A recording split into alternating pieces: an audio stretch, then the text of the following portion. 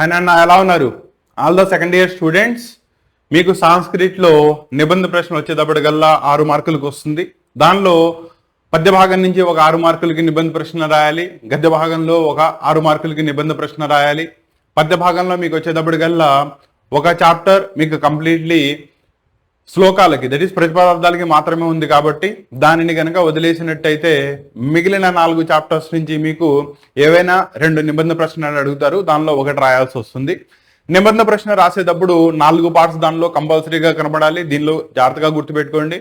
మొదటిది కవి పరిచయం కంపల్సరీ కనబడాలి, ఎవరి చేత రప్పింపబడింది అండ్ ఎక్కడి నుంచి గ్రహింపబడింది. రెండోది చాప్టర్ రాసేటప్పుడు, దట్ ఈస్ సారాంశం రాసేటప్పుడు మినిమం 4 పారాగ్రాఫుల్లో ఉండాలి. అండ్ ప్రతి పారాగ్రాఫ్ టు పారాగ్రాఫ్ మధ్యలో అట్లీస్ట్ మినిమం ఒక సాంస్క్రిట్ లైన్ పడేలా చూసుకోండి. అండ్ ప్రతి పారాగ్రాఫ్ కి కుదిరినంత వరకు ఒక సబ్హెడ్డింగ్ పెట్టి రాయడానికి ట్రై చేయండి. అండ్ లాస్ట్లో వచ్చేటప్పటికల్లా పదభంగం కాకుండా మీరు ఇంగ్లీష్లో రాసినా తెలుగులో రాసినా ప్రాబ్లం లేదు, ఓకేనా? అంటే స్పెల్లింగ్ మిస్టేక్స్ కానీ ఇవి కానీ పోకుండా రాసేలా చూసుకోండి. క్లియరా? రెండోది రైటింగ్ మీద కాన్సన్ట్రేట్ చేయండి, ఎందుకంటే లాంగ్వేజెస్ లో రైటింగ్ అనేది మేజర్ రోల్ ప్లే చేస్తుంది. నువ్వు ఏం రాసావనేది తెలియాలి అంటే ముందు అది ఇంప్రెసివ్ గా కనబడాలి, ఓకేనా? ఇలా మీరు గనక సాంస్క్రిట్ ప్రిపేర్ అయినట్టయితే కంపల్సరీగా 99+ అంటే మినిమం అయితే మాత్రం 95 దాటేస్తాయి. దీన్ని జాగ్రత్తగా గుర్తుపెట్టుకోండి. ఈ రోజు క్లాస్ సెషన్ వచ్చేటప్పటికల్లా విష్ణు భక్త అంబరీష ఈ పాఠ్యభాగం యొక్క సారాంశాన్ని ఈ రోజు చూద్దాం, ఓకేనా? దీన్ని బ్రీఫ్ గా ముందు అసలు సారాంశం ఏం చెప్తుంది అనేది ముందు క్లియర్ గా చెప్పి అది అర్థమైన తర్వాత దాన్ని రాసే పద్ధతి ఎలాగా అనేది క్లియర్ కట్ గా ఎక్స్ప్లెయిన్ చేస్తాను. కాబట్టి మీరు మన ఛానల్కి గనక ఇదే మొదటిసారి వచ్చినట్టయితే, క్లాసెస్ గనక నచ్చినట్టయితే డెఫినెట్లీ సబ్స్క్రైబ్ చేసుకోండి. అండ్ కంటెంట్ నచ్చితే మీ ఫ్రెండ్స్తో షేర్ చేయండి. రెండోది సాంస్క్రిట్ కి సంబంధించి లేదా సెకండ్ ఇయర్ వాళ్ళకి MPC maths physics chemistry, BiPC biology physics chemistry, దీనికి సంబంధించి special integrated that is privileged courses గనక కావాలి అనుకుంటే కంప్లీట్ మ్యాథమెటిక్స్ కానీ ఫిజిక్స్ కానీ కెమిస్ట్రీ కానీ సాంస్క్రిట్ కానీ కోర్సెస్ మీకు మన app that is Kasim sir classes ద్వారా అవైలబుల్గా ఉన్నాయి. దానికి సంబంధించిన లింక్స్ అన్ని కూడా డిస్క్రిప్షన్ లో ఇవ్వడం జరిగింది. ముందు వాటిల్లోకి వెళ్ళి డెమో క్లాసెస్ ఉంటాయి, అవి కూడా చూసుకోండి. నచ్చితేనే వాటిల్లో జాయిన్ అవ్వండి, ఓకేనా? అండ్ ఈ రోజు సెషన్ వచ్చేటప్పటికల్లా విష్ణు భక్తి అంబరీష సారాంశాన్ని గురించి మాట్లాడాలి కాబట్టి ముందు దీన్ని అసలు క్వశ్చన్ ఎలా అడుగుతారో చూడండి.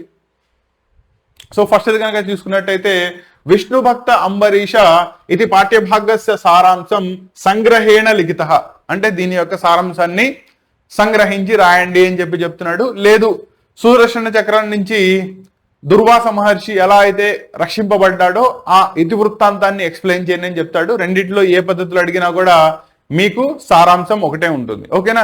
మినిమం 4 పారాగ్రాఫుల్లో రాయాలి, జాగ్రత్తగా గుర్తుపెట్టుకోండి. ఒక పారాగ్రాఫ్ వచ్చేటప్పటికల్లా మళ్ళీ అడిషనల్లీ కవి పరిచయం గురించి రాయాల్సి వస్తుంది. ముందు అసలు పాఠ్యభాగం ఏం చెప్తుంది, ముందు బేసిక్ స్టోరీని అర్థం చేసుకోండి, ఓకేనా? సో మీకు అర్థం కావడానికి క్లియర్ కట్ గా అసలు లింక్స్ అన్ని కూడా జాగ్రత్తగా రాసి పెట్టాను. 1 by 1 క్లియర్ కట్ గా చూసుకోండి. సో దీనిలో మనం మాట్లాడేది మహావిష్ణు భక్తుడైన అంబరీషుడు మహారాజు, మహావిష్ణు భక్తుడు, విష్ణుడు పట్ల అమితమైన భక్తి గలవాడు. ఎవరైతే ఋషులు మునులు ఉన్నారో వాళ్ళకి సేవ చేసుకుంటూ తన యొక్క భక్తిని చాటుకుంటా ఉంటాడు. అండ్ విష్ణు భక్తిలో ఎంత లీనమైపోతాడంటే తనకి ఈ లోకం కూడా తృణప్రాయంగా మట్టి ముద్దలాగా కనబడతా ఉంటుంది. కాబట్టి అంబరీషుడు మహారాజు, మహావిష్ణు భక్తుడు, ఓకేనా? అయితే ఒకరోజు ద్వాదశి వ్రతాన్ని చేయాలి అనే ఉద్దేశంతో తన భార్యతో కలిసి ద్వాదశి వ్రతాన్ని ఆచరించి వ్రతం అయిపోయిన తర్వాత చివరకు యమునా నదీ తీరంలో స్నానం చేసి మధువనంలో అక్కడుండే ఋషులు మునులు ఎవరైతే ఈ ద్వాదశి వ్రతాన్ని పూర్తి చేయడానికి సంకల్పించారో వాళ్ళందరికీ కూడా అతిథి మర్యాదలు, అతిథి సత్కారాలు, భోజన సదుపాయాలు కలిగించి తన యొక్క భక్తిని చాటుకుంటాడు, ఓకేనా? ఇది పూర్తవుతున్న సమయంలో అక్కడికి దుర్వాస మహర్షి వస్తాడు. దుర్వాస మహర్షి వచ్చినప్పుడు ఆయన కూడా మహర్షే కాబట్టి మహారాజు దుర్వాస మహర్షికి తన యొక్క అతిథి మర్యాదలు అవన్నీ చేసిన తర్వాత భోజనానికి ఆహ్వానించినప్పుడు దుర్వాస మహర్షి కళిందీ నది, దీన్ని గుర్తుపెట్టుకోండి, కళిందీ నదీ తీరానికి వెళ్ళి స్నానం ఆచరించి వచ్చి భోజన సదుపాయాలు పూర్తి చేస్తానని చెప్పి కళిందీ నదికి వెళ్తాడు. ఇంతలోపు అంబరీష మహర్షి ఏదైతే ద్వాదశి వ్రతం చెప్పాడో ఆ వ్రత సమయం అయిపోతా ఉంటుంది. కాబట్టి మిగిలిన ఋషులు మునులు ఎవరైతే ఉన్నారో వాళ్ళ యొక్క సలహా మేరకు, వాళ్ళ యొక్క ఆజ్ఞ మేరకు తన యొక్క వ్రతాన్ని పూర్తి చేయాలనే ఉద్దేశంతో కొద్దిగా నీళ్లు తాగుతాడు. ఓకేనా? సో కొద్దిగా నీళ్లు తాగుతాడు. ఈ విషయం అప్పుడే కలింది నదిలో స్నానమాచరించి వచ్చిన దుర్వాస మహర్షి తెలుసుకుని తన యొక్క అతిథి మర్యాదలు, తన యొక్క భోజన సత్కారాలు కంప్లీట్ అవ్వకుండానే అంబరీష మహర్షి వ్రతాన్ని పూర్తి చేశాడు అనే విషయం తెలుసుకుని కోపోగ్రతుడై తన యొక్క జుట్టులో నుంచి కొన్ని వెంట్రుకల్ని తీసి దాంతో ఒక కృత్యాన్ని తయారు చేస్తాడు. దాంతో ఆ కృత్యాన్ని అంబరీషుడి మీదకి ప్రయోగిస్తాడు. అయితే అంబరీషుడు మొదటిగానే చెప్పాను కదా, మహావిష్ణు భక్తుడు. మహావిష్ణువు తన భక్తుల పట్ల అమితమైన ప్రేమను కలిగి ఉంటాడు. కాబట్టి తన యొక్క భక్తుడైన అంబరీషుడిని కాపాడాలి అనే ఉద్దేశంతో విష్ణువు సుదర్శన చక్రాన్ని దుర్వాస మహర్షి మీదకి ప్రయోగిస్తాడు. సో ఈ సుదర్శన చక్రం నుంచి భయపడి దుర్వాస మహర్షి పారిపోయి మొదటిగా మేరు పర్వతం గుహలోకి, ఆ తర్వాత అంతరిక్షంలోకి, ఆ తర్వాత సముద్రంలోనికి చేరతాడు. అయినా కూడా సుదర్శన చక్రం తనని వదిలిపెట్టకపోవడంతో చివరికి దేవలోకానికి వెళ్ళి శ్రీ మహావిష్ణువుని ప్రాధేయపడతాడు. ఏది తప్పు జరిగిపోయింది కాబట్టి నన్ను క్షమించండి అని చెప్పి. అప్పుడు మహావిష్ణువు, నిన్ను క్షమించేవాడిని నేను కాదు, నువ్వు ఎవరి మీద అయితే కృత్యాన్ని ప్రయోగించావో అంబరీషుడు అతన్నే వెళ్ళి నీ యొక్క క్షమాపణను అడుగు అని చెప్తే దుర్వాస మహర్షి అంబరీషుడి దగ్గరికి వెళ్ళి క్షమాపణ కోరుతాడు. దీనికి అంగీకరించిన అంబరీషుడు శ్రీ మహావిష్ణువుని సుదర్శన చక్రాన్ని మళ్ళీ తిరిగి వెనక్కి తీసుకోవాల్సినగా అర్థిస్తే మహావిష్ణువు దాన్ని అంగీకరిస్తాడు. ఇలా దుర్వాస మహర్షి సుదర్శన చక్రం నుంచి కాపాడబడతాడు. అండ్ ఇలా తనను కాపాడిన అంబరీషుణ్ణి, ఎవరైతే దుర్వాస మహర్షి ఉన్నాడో తన యొక్క తప్పుని తాను తెలుసుకొని అప్పుడు ముల్లోకాలలో నీ భక్తి కీర్తి చాలా ఎక్కువగా కీర్తింపబడుతుంది అని చెప్పి అంబరీషుడికి ఆశీర్వాదాలు ఇచ్చి వెళ్ళిపోతాడు. దీంతో మీకు స్టోరీ కంప్లీట్ అయిపోతుంది. ఇప్పుడు అర్థమైందా? శ్రీ మహావిష్ణువు యొక్క భక్తుడైన అంబరీషుడి యొక్క స్టోరీ. దీన్నే మనం ఎలా రాయాలి, ఎలా రాస్తే 6/6 మార్క్స్ వస్తాయి. దీన్ని క్లియర్ కట్గా పారాగ్రాఫ్ టు పారాగ్రాఫ్ చెప్పాను కదా, 4 మెయిన్ పారాగ్రాఫ్లు, ఒకటేమో కవి పరిచయం. ఎలా రాయాలో క్లియర్ కట్గా చెప్తాను, జాగ్రత్తగా చూసుకోండి. సో ముందుగా తీసుకున్నట్టయితే కవి పరిచయాన్ని రాయాలి.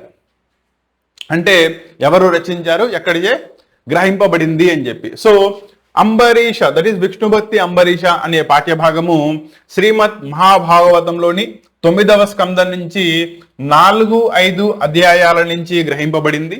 దీనిని రచించిన కవి వేదవ్యాసుడు లేదా వేదవ్యాస మహర్షి. కవి పరిచయం ఎలా రాయాలో అర్థమైందా నాన్న? ఓకేనా? కాబట్టి మళ్ళీ చూసుకోండి. విష్ణు భక్త అంబరీష అనే పాఠ్యభాగము శ్రీమద్ మహాభాగవతం 9వ స్కందంలో నుంచి 4-5 అధ్యాయాల నుంచి స్వీకరింపబడింది. అండ్ దీన్ని రచించింది వేదవ్యాసుడు. లేదు, దీన్ని ఇలా కూడా రాయొచ్చు, విష్ణు భక్త అంబరీష అనే పాఠ్యభాగము వేదవ్యాసునిచే రచింపబడిన శ్రీమద్ మహాభాగవతం 9వ స్కందం 4-5 అధ్యాయాల నుంచి స్వీకరింపబడిన పాఠ్యభాగంలో ఉంది అని చెప్పినా కూడా సరిపోతుంది. ఓకేనా? కాబట్టి ఫస్ట్ ఇదేం రాయాలి, కవి పరిచయం రాయాలి. అయిపోయిందా? Next introduction. ఎవరి గురించి? అంబరీషుని యొక్క గుణగణాల గురించి. ఓకేనా? ఎలా రాయాలో చూడండి. పూర్వము అంబరీషుడనే మహారాజు ఉండేవాడు. అతడు మహావిష్ణు భక్తుడు.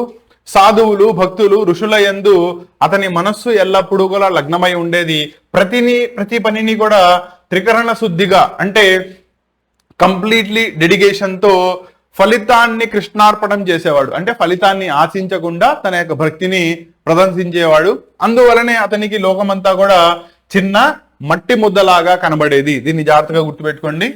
అంబరీషుడు విష్ణు భక్తిలో ఎంత లీనమైపోయాడంటే మిగిలిన ప్రపంచం కూడా అంతా కూడా తృణప్రాయంగా చిన్న మట్టి ముద్దలాగా కనబడేది. దాన్నే ఇక్కడ మీకు సాంస్క్రిట్ లైన్లో ఇచ్చాను చూడండి. విశ్వం ఏనేదం లోష్టవత్ స్మృతం, అంటే ప్రపంచం మొత్తం కూడా చిన్న మట్టి ముద్దలాగా కనబడేది అని చెప్పడం ఈ లైన్ యొక్క భావం అన్నమాట. నెక్స్ట్ సెకండ్ చూడండి, అంబరీషుడు ద్వాదశి వ్రతాన్ని ఎలా ఆచరించాడో చెప్తున్నాడు. అంబరీషుడు తన భార్యతో కలిసి 1 సంవత్సరం పాటు ద్వాదశి వ్రతాన్ని ఆచరిస్తాడు. సో అంబరీష ద్వాదశి వ్రతం దధార్, దీన్ని కావాలంటే సపరేట్ గా లైన్ లో రాయొచ్చు, లేదు కలిపైనా రాయొచ్చు. ఓకేనా. వ్రతం ముగింపులో అంబరీషుడు యమునా నదిలో స్నానమాచరించి మధువనంలో శ్రీ మహావిష్ణువుని ఆరాధిస్తాడు. రుచికరమైన భోజనాలతో బ్రాహ్మణులను తృప్తిపరిచి వారి అనుమతితో తాను పారాయణానికి అంటే వ్రతాన్ని పూర్తి చేయడానికి సిద్ధపడతాడు. సో రెండో దానిలో ఏం చెప్పాం, దానిలో అంబరీషుడు తన యొక్క వ్రతాన్ని ఎలా పూర్తి చేశాడు అనే దాన్ని చెప్పాం. అయితే ఈలోపు దుర్వాస మహర్షి యొక్క ఆగమనం, దుర్వాస మహర్షి అప్పుడే వస్తాడు. సరిగ్గా అదే సమయంలో దుర్వాస మహర్షి అతిథిగా అక్కడికి విచ్చేశాడు. అతిథి మర్యాదలు పొందిన దుర్వాసుడు కలింది నదిలో స్నానం ఆచరించి దానికి వెళ్తాడు.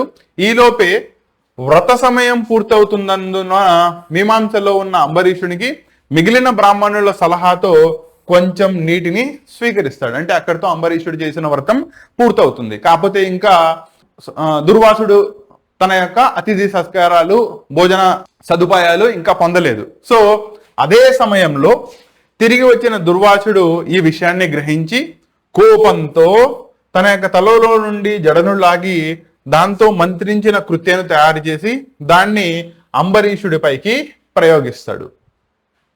సో దుర్వాస మహర్షి కోపం ఎందుకు వచ్చింది అంటే కృత్యాన్ని తయారు చేసి ఎవరిపైన ప్రయోగించాడు, అంబరీషుడిపైకి ప్రయోగిస్తాడు. నో సుదర్శన చక్రం నుంచి రక్షణ. భక్త జన రక్షకుడైన శ్రీహరి అంటే భక్తులని కాపాడేవాడైన శ్రీ మహావిష్ణువు దీనిని గమనించి శత్రువులను శిక్షించేది భక్తులను రక్షించేది అయిన శ్రీ మహావిష్ణువు తన యొక్క సుదర్శన చక్రాన్ని అంబరీషుడికి ఇస్తాడు. అంబరీషుడికి ఇవ్వడం కాదు, అంబరీషుడిని రక్షించడానికి దుర్వాస మహర్షి మీదకి ప్రయోగిస్తాడు. సుదర్శన చక్రం కృత్యను దహించి వేసి దుర్వాసుని వంట పడుతుంది. దీనికి భయపడిన దుర్వాసుడు నలుదిక్కులకు పరిగెడుతూ ముందు మేరు పర్వత గృహలోకి వెళ్తాడు. సో గృహం వివిక్షం ప్రససార మేరోం, ఆపై అంతరిక్షంలోకి వెళ్తాడు, సముద్రంలోకి వెళ్తాడు, చివరికి దేవలోకానికి చేరుకుంటాడు. దుర్వాస మహర్షి ప్రాణభిక్ష. ఈలోపు సుదర్శనుని తట్టుకోలేని దుర్వాసుడు శ్రీహరిని శరణు కోరుతాడు. శ్రీహరి అంటే ఎవరిక్కడ, శ్రీ మహావిష్ణువు. అందుకు శ్రీహరి నేను భక్త పరాధీనుడని, అంటే భక్తులు ఏం చెప్తే దాన్ని ఆధీనంగా చేసుకునేవాడిని, కాబట్టి సజ్జన సాధువులు నా హృదయంలో ఎప్పుడూ ఉంటారు, నేను సాధువుల హృదయాలలో ఉంటాను, అందువలన క్షమించమని నీవు అంబరీషుణ్ణే వేడుకో అంటాడు. చివరికి దుర్వాస మహర్షుడు తనని మన్నించమని చెప్పి అంబరీషుడిని వేడుకోగా జాలితో అంబరీషుడు సుదర్శన చక్రాన్ని ప్రార్థించి శాంతింపజేసి దుర్వాసుడికి ప్రాణభిక్ష పెడతాడు. ఇలా దుర్వాస మహర్షి సుదర్శన చక్రం చేత కాపాడబడతాడు. దుర్వాస మహర్షి ఆశీస్సులు. విష్ణు భక్తుడు అయిన అంబరీషుడిలో ఉన్న సద్గుణాలను అర్థం చేసుకున్న దుర్వాస మహర్షి చివరికి వ్రత భోజనం చేసి అంబరీషుడి అతిథి మర్యాదలు అన్ని కూడా పొందిన తర్వాత తాను ఎంతగానో తృప్తి చెందానని చెప్పి అతనిని ప్రశంసిస్తూ ఈ ముల్లోకాలలో నిన్ను గొప్పగా నీ కీర్తి ముల్లోకాలలో విష్ణువు పట్ల ఉన్న నీ భక్తి ముల్లోకాలలో కీర్తింపబడుతుంది అని చెప్పి ఆశీస్సులు ఇచ్చి అక్కడితో వెళ్ళిపోతాడు. అర్థమైందా? సో ఇది పూర్తిగా విష్ణు భక్త అంబరీష పాఠ్యభాగం యొక్క సారాంశం. క్లియర్ కట్గా అర్థమైందా నాన్న? క్లియరా? సో వన్స్ ఇది అర్థమైంది అంటే మీ ఓన్ లాంగ్వేజ్ లోనే ప్రాపర్లీ రాసుకోవచ్చు. ఓకేనా? ఉన్నది ఉన్నట్టుగా దింపాలి అనేది ఎక్కడ లేదు. కాకపోతే ఏంటంటే నేను రాసేటప్పుడు ప్యాటర్న్ ని చూసుకోండి. ఒక పారాగ్రాఫ్ కవి పరిచయం రాశాను, 4 పారాగ్రాఫుల్లో పాఠ్యభాగం యొక్క సారాంశాన్ని మీకు పూర్తిగా ఎక్స్ప్లెయిన్ చేశాను. మధ్య మధ్యలో ప్రతి పారాగ్రాఫ్ కి సంబంధించి ఒక్కొక్క సాంస్క్రిట్ లైన్ ని వదులుకుంటూ. ఓకేనా? ఈ విధంగా కనుక మీరు రిప్రజెంట్ చేసినట్టయితే రేపొద్దున 10% మార్క్స్ అంటే టోటల్లీ 6 మార్క్స్ ఇస్తాడు. 6 out of 6 గెట్ పొందే ఛాన్స్ ఉంటుంది. కాకపోతే మీకు అర్థం కావడానికి ఈజీగా అర్థం కావడానికి దీన్ని తెలుగులో ఇచ్చాను. ఓకేనా? దీనికి సంబంధించిన ఇంగ్లీష్ పీడిఎఫ్ కానీ లేదా మీకు ప్రతిపదార్థాలు మాట్లాడుతున్నాం కాబట్టి మీకు ఒకే ఒక చాప్టర్ ఉంది ప్రతిపదార్థానికి సంబంధించి సూక్తి రత్నాన్ని. దాని నుంచి ఓవరాల్ గా మీకు ఈ సంవత్సరం సిలబస్ లో 8 పద్యాలు ఉన్నాయి. 8 పద్యాలకి ప్రతిపదార్థాన్ని నేర్చుకోవాలి. దానికి సంబంధించిన మెటీరియల్ కానీ ఇవన్నీ కూడా కంప్లీట్లీ కోర్స్ స్ట్రక్చర్ ఫామ్ లో సాంస్క్రిట్ కంప్లీట్ 1 year కోర్సు మీకు మన కాసింతార్ క్లాసెస్ దానిలో అవైలబుల్ గా ఉంది. సో ఇంట్రెస్ట్ ఉంటే గనక అంటే సీక్వెన్షియల్లీ ఒక పీరియాడికల్లీ ఒక ప్రాపర్ పద్ధతిలో కనుక నేర్చుకోవాలి అనుకుంటే దానికి సంబంధించిన లింక్స్ అన్ని కూడా డిస్క్రిప్షన్ లో ఉన్నాయి. అక్కడి నుంచి మీరు దానిలో జాయిన్ అవ్వచ్చు. లేదు యూట్యూబ్ ద్వారా సరిపోతుంది అనుకుంటే కనుక మీరు ఇదే కంటిన్యూ అవ్వచ్చు. ఓకేనా? All the best.